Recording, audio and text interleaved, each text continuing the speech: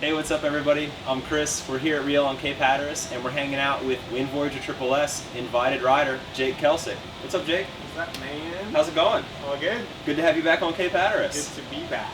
Right on. So I've seen you out taking some sessions on the water already since you've been here, and we're here today to talk about a new board from Tona. It's the limited edition Pop. So tell us what's going on with the new Pop, Jake.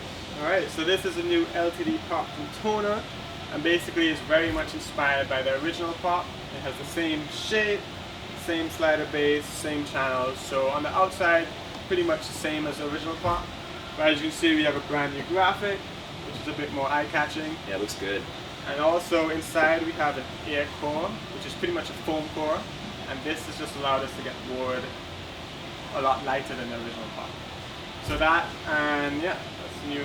Yeah, so we've got the original Pop here, and it's got a wood core in it. Yeah, you can even see the wood coming through there. Yeah, you've got a little bit of the wood grain there, and yeah, it's not super heavy, but like you did have some pretty good weight savings when you switched over to the air core. So that was your primary goal, right? Just to take everything good from this and just shave a little bit of weight. All right, cool. So how does the board feel underfoot? Does it feel different than when you had the wood core in it? Does it ride differently, or on the sliders or anything? Yeah, I mean it has changed a little bit. Like straight, first tack out, you're definitely going to feel that the board's a lot lighter. And with the new core, it's actually changed the flex pattern a little bit as well. So it's made the board slightly more flexy. So this actually just helps soften up the ride if you're riding in choppy conditions. And it's also really nice for like pressing up features and stuff like that. So it has added quite a few benefits to the board as well. Nice. So you built in some style points. You can press on the features even harder there. Secret steeds, we call that. Right on. And so I see if we flip your board around here, you're not riding with any fins, but that's probably not going to be a problem. You've got some pretty hardcore channeling in here. Tell us about how that's set up. And I see you've got like some different channeling and bottom contours here. Yeah, so basically we have some pretty deep channels like towards the tips and on both sides of the board. And this is just because the board's designed to be ridden finless. So basically, it's designed to be ridden in the park, and these channels just allow you to get a lot more grip when you're riding finless. Right on. And I see that your base, you are on the sliders all the time, but your base is actually looking pretty good. Like, what is that thing made of? It looks like it's really durable. Yeah, it's actually UHMW slider base, which is basically the toughest slider base that exists right now. It's used a lot like in the snowboard and wakeboard industry. Okay. So yeah, this stuff's pretty much bomb proof.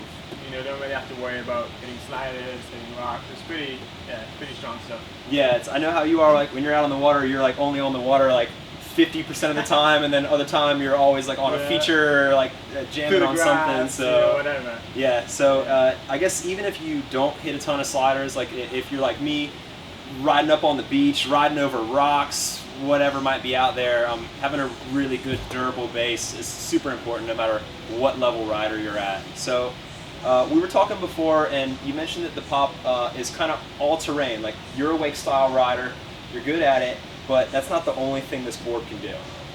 No, not at all. Like, this board is designed to, yes, be a park board, but it's also designed for anyone.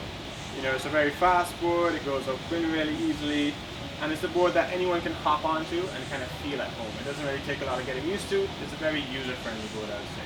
Nice. And so you mentioned upwindability, you mentioned ease of use.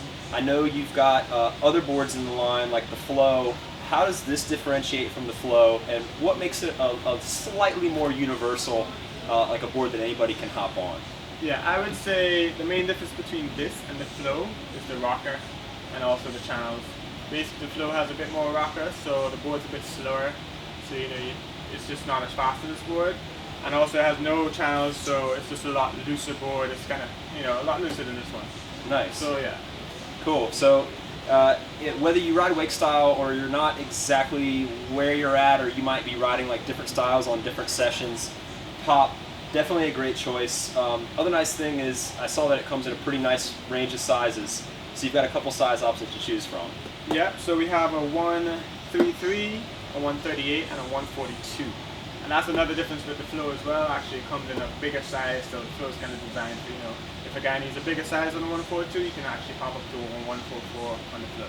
Nice. And we usually get a lot of questions, people trying to figure out, hey, what's the right size board for me? it might help our viewers if you can tell us your size, your weight, and your height, and what size board you're riding right now.